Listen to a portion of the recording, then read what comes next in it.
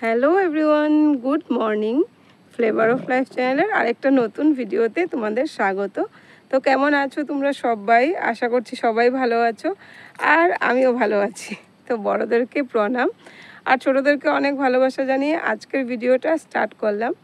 আজকে হলো সানডে, আর সকালবেলা এসেছিলাম একটু বাগানে ঘুরতে।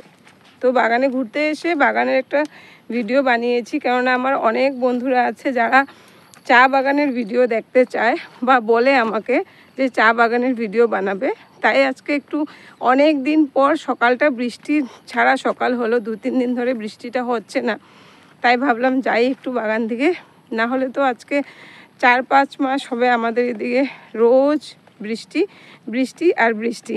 তো বৃষ্টি নাই বলে আজকে তাই সকালবেলা একটু ঘুরতে বেরোলাম। আর সকালবেলা রোদও নেই, মেঘলা মেঘলা ওয়েদার, খুব ভালো লাগছে সকালের সময়টা ঘুরতে বেরিয়ে। আর বাগানে এসেছি, তো দেখো বাগানের দৃশ্যটা চারিদিকটা কত সুন্দর লাগছে।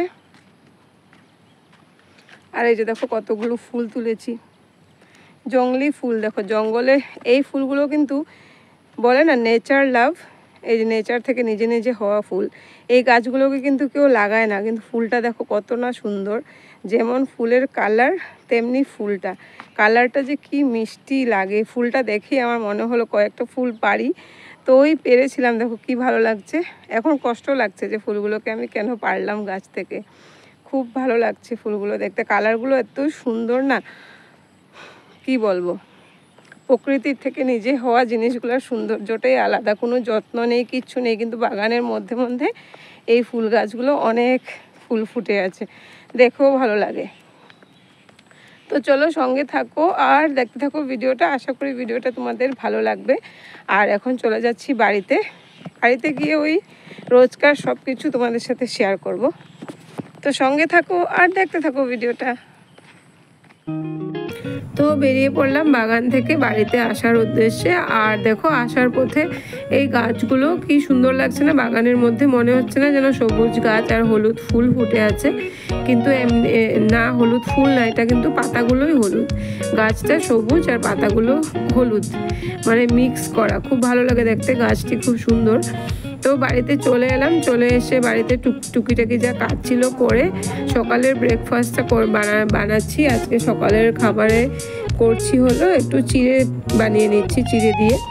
তো চিড়ে পোলাও কি বলবো, এটাকে পোলাও বলা হয়তো ঠিক হবে না, কেননা পোলাও বানানোর মতন কিছুই নেই বাড়িতে, সবজি গাজর টাজর এসব কিছু নেই। তো আমি এমন কিছু দিইনি, শুধু আলু একটু দিয়ে চিড়াটাকে এভাবে একটু চিনে বাদাম কিশমিশ তারপর একটু কারি পাতাও দিয়ে দিয়েছি, দিয়ে কাঁচা লঙ্কা দিয়ে এভাবে চিড়েটা ভেজে নিয়েছি। আর এবার একটু চিনি দেওয়ার আগে নামিয়ে নিলাম একটু বড়মশাইয়ের জন্য। তারপরে আমাদেরটাতে একটু চিনি দিয়ে দেবো, একটু মিষ্টি মিষ্টি হলে ভালো লাগে, আর তাই আমাদেরটাতে একটু চিনি দিলাম। আর চিনি দেওয়ার পর যেহেতু বড়মশাই খাবে না, তাই আগে চিনি ছাড়া একটু নামিয়ে নিলাম। আর এইভাবে চিড়াটা যদি বানিয়ে দেওয়া হয় তখন বাড়িতে সবাই খেয়ে নেয়, না হলে তো চিড়ে যদি 6 মাসও পড়ে থাকে কেউই খাবে না, চিড়ে নষ্ট হয়ে যাবে, কিন্তু তাও কেউ খাবে না। কিন্তু এইভাবে বানিয়ে খেলে তখন আবার সবাই খেয়ে নেবে। তো আজকে সকালে আর রুটি করলাম না, চিড়ে দিয়েই বানিয়ে নিলাম চিড়ের পোলাও, একটু কিশমিশ দিয়ে বানিয়ে নিলে ভালোই লাগে খেতে। তারপর এদিকে আমার জন্য বসিয়ে দিলাম 1 কাপ চা। আর যেহেতু আমি সকাল থেকে তখনও চা খাওয়া আমার হয়নি, আর সবাইকে তো চা দিয়ে দিই, আমি একবারে যখনই প্রতিদিনই সকালে যখন রুটি খাই বা সকালের ব্রেকফাস্টের সাথেই কিন্তু একসাথে চাটা খেয়ে নিই। তো এবার খাওয়া বেড়ে নিলাম সবার জন্য, একটু সস নিয়ে নিয়েছি উপরে, আর সসটা নিয়ে নিলে একটু খেতে ভালো লাগবে, তাই সসটা নিয়ে নিলাম। তো সস আর চা আমার জন্য, আর এদিকে বড়মশাইটাতে সসও দেইনি। আর এদিকে সবারটা বেড়ে নিয়েছি। তারপর দেখো এই যে হাঁটতে গিয়েছিলাম, আসার পথে এই যে চাল কুমড়োর পাতা এক বাড়ির থেকে চুরি করে এনেছি। চাল কুমড়োর পাতা দিয়ে খাবো আজকে শীতলের বড়া, তাই চাল কুমড়োর পাতাগুলো দেখে চুরি করে নিয়ে এসেছি। আর এদিকে বড়মশাই সকাল সকাল আজকে ফ্যাক্টরিতে গিয়েছিল, গিয়ে চা পাতা নিয়ে এসেছে। আমি তো বলেছিলাম একদিনকার, তোমাদের বলেছিলাম যে একটাই জিনিস আছে যে আমাদের কিনতে হয় না, এটা হলো চা পাতা। চা পাতাটা আমরা কিনে খাই না, এটা আমরা ফ্রিই পাই। তো ফ্যাক্টরি থেকে 2 কেজি চা পাতা সকাল সকাল নিয়ে এলো। তো এটাও তোমাদের সাথে দেখালাম যে চা পাতা এনেছে, আর এটা হলো ভালো চা পাতা একদম। তারপর বসে পড়লাম আমি খেতে। আর আজকে সকালের ব্রেকফাস্টের পর কিন্তু আর দুপুরে রান্নাবান্না কোনো কিছু ভিডিও করব না, কেননা বিকেল দিকে ঘুরতে যাব। সবাই জানো যে ঝুলন যাত্রা চলছে, তো আমাদের এখানে রাম মন্দির হয়েছে, যে রাম মন্দিরে ঝুলন যাত্রা হচ্ছে 5 দিন ধরে। তাই আমরা গেলাম বিকালে একটু ঘুরতে, রাম মন্দির দেখতে আর রাধাকৃষ্ণ ঝুলন যাত্রা দেখতে। তো সোমবার দিন শেষ হবে, আমরা রবিবার দিনেই গিয়েছিলাম, 5 দিন ধরেই হচ্ছে। তো আমরা একটু বিকালেই গিয়েছিলাম, যে আমরা রাম মন্দিরটা বানানোর পরে ভিতরে ঢুকে আর আমার দেখা হয়নি, বাইরের থেকে একদিন দেখে গেছিলাম, তাই কমপ্লিট হওয়ার পর ভিতরে ঢোকা হয়নি বলে একটু জলদি এসেছিলাম, যে এখানে একটু ভিতরে ঢুকে আমরা একটু সময় কাটাবো মন্দিরে। যে কোনো মন্দিরে এসে বসে কিন্তু সময় কাটাতে খুবই ভালো লাগে, তাই আমরা বিকাল চলে গেলাম। তারপরে দেখো আমরা এক এক করে সবাই একটু রাধাকৃষ্ণকে ঝুলিয়ে নিচ্ছি, আর খুবই ভালো লাগছিল, খুব সুন্দর করে সাজিয়েছে জায়গাটা। তো দেখো রাধাকৃষ্ণকে কত সুন্দর করে ঝুলনাটা সাজিয়েছে। তো এবার সবাই আমরা এক এক করে ঝুলিয়ে নিচ্ছি। তো আমরা সন্ধে হয়ে গেল, আমরা তো সন্ধ্যের অনেকটা আগেই গিয়েছিলাম, সন্ধে হয়ে গেল। এবার মন্দিরে সন্ধে আরতি চলছে, সন্ধে আরতি দেখে তারপর আমরা এখান থেকে চলে যাব। তো এখানে প্রথমে তো ঠাকুর রাম লক্ষ্মণ সীতা মাকে আরতি করা হলো। তারপর দেখো এবার রাধাকৃষ্ণের আরতি চলছে, তোমরা একটু আরতিটা উপভোগ করে নাও।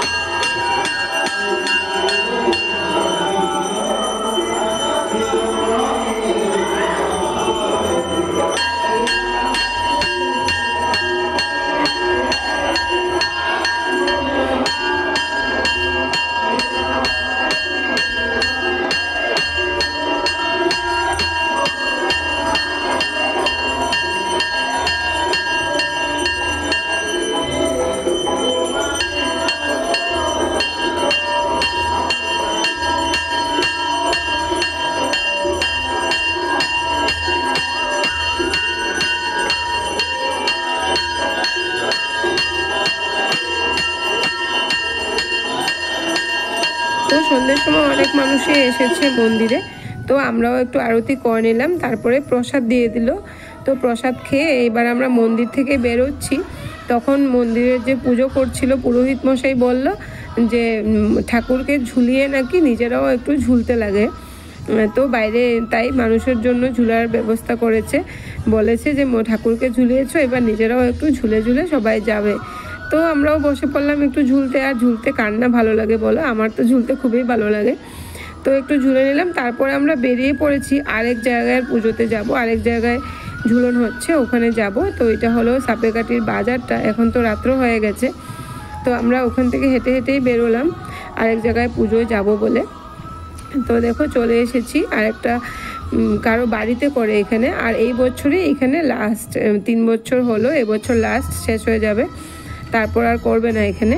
তো এখানে চলে এলাম একটু ঘুরতে। আর এই জায়গাটাতেও দেখো খুব সুন্দর করে সাজিয়েছে কিন্তু রাধাকৃষ্ণর ঝুলনটা। এখানে কৃষ্ণের পুরো সব রূপগুলো দেখানো হয়েছে, একদম বাল গোপাল থেকে শুরু করে কৃষ্ণের অনেক গোপীর সাথে যে কৃষ্ণ বাঁশি বাজাতো ওই জিনিসটাও দেখিয়েছে।